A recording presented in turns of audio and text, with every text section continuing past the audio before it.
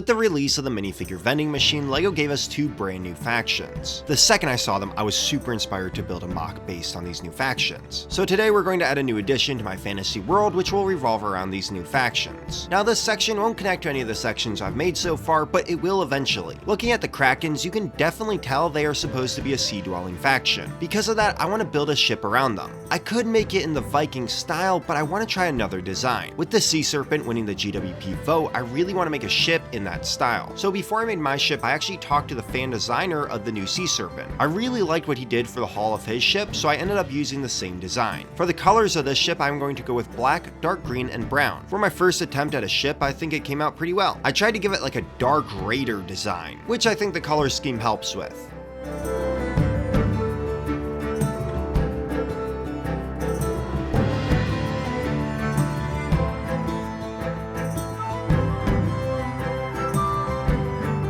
So when I originally built this ship, I made it all black, and the details just kind of got lost. And the same thing goes for the sail. I wanted to use like a black sail, but I just felt like the details got lost again. I also wanted to expand out the minifigures from the 2 that we got in the Minifigure Vending Machine. The new figures I made for the faction are a mixture of pirate and Viking. I definitely think the CMF pirate torso that we recently got works really well for this faction. I tried to keep the color scheme close to what we saw with the original figures. I also didn't want to make them too uniform because they're supposed to be this motley crew of pirates. On top of that, I made their ranged weapon of choice a crossbow. It kind of makes sense in my head. I don't fully understand it, but for some reason in my head, like, they're sea dwellers, so just a crossbow makes more sense than a bow. I don't know if that makes sense to anyone else, but that's what we're gonna go with. The coasts of the kingdom used to flourish with trade until the flag of the Krakens appeared.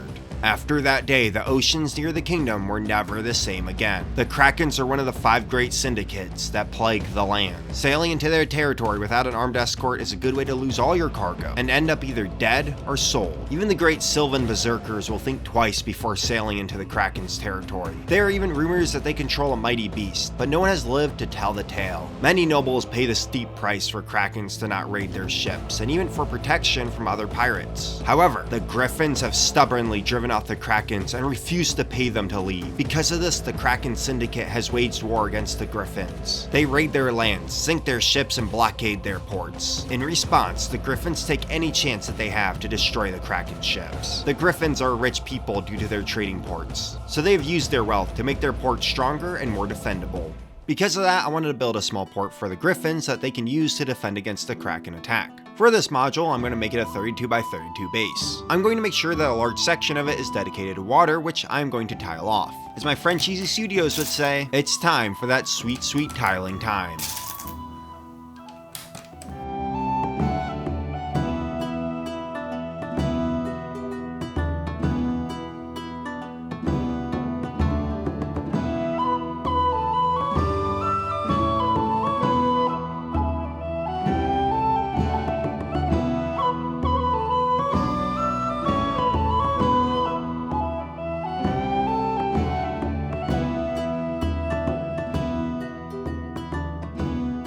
After placing the water, I then made a small dock for a ship to land at.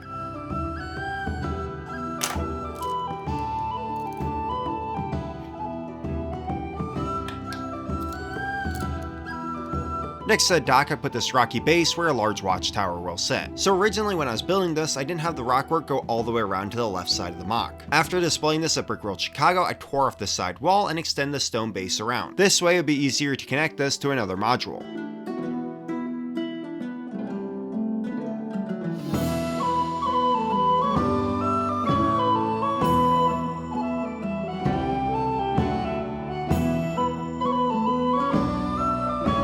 This leads to the top of the wall where defenders can rain missiles on any intruders.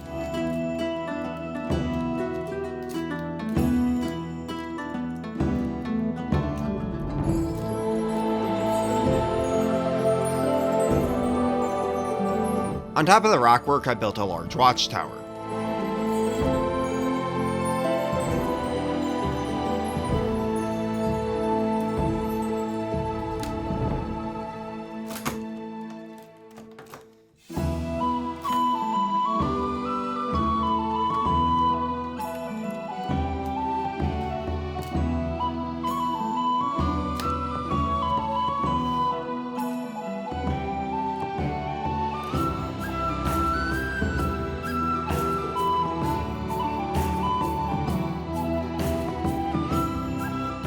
I made it so the top of the watchtower can be taken off, so that you can see down inside of it.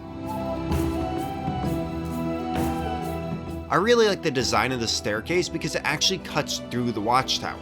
I really like how it makes this like cool tunnel system. The Griffins hired the best engineers they could to make machines of war that they could use to repel the Krakens. So on the top of this tower is located a large ballista. This ballista design was actually given to me by Jeff, a builder from Rocklug. He used this design for his massive castle wall and it just looks so good. I did take some liberties with his design and use some different parts to build it out. However, it was his idea to use the vines of the chain to make that ballista look. The final build just looks incredible and adds so much life to this build. I really wanted the Griffins to have a cleaner look since their defenses are supposed to be newer. That is why I smoothed everything out and made sure the castle didn't look like it was falling apart. To fill the Griffin port out, I made some more Griffin soldiers. I really just wanted to use a ton of the new torso and legs, but because they're not on pab yet, I need to make some stand-ins. For the torsos, I used a mixture of the Red Falcon ones and some from the Frightening Knight. I matched the look of the original Griffin minifigures by giving them gold hands and using the helmet design that they use. I made a mixture of archers, pikemen, and swordsmen, and even just a few to run the ballista. I also made a Griffin captain, which I feel like came out pretty well. Using the Dragonborn paladin armor, I made this heavily armored knight. At least for my collection, it was really hard to find a good set of legs to complete these minifigures. So I used these dual molded ones, which aren't the best, but they work. I feel like all these figures came out pretty well and they actually look like Griffin soldiers. Now to finish this mock, I just need to add in the figures and the ship, and we got a battle.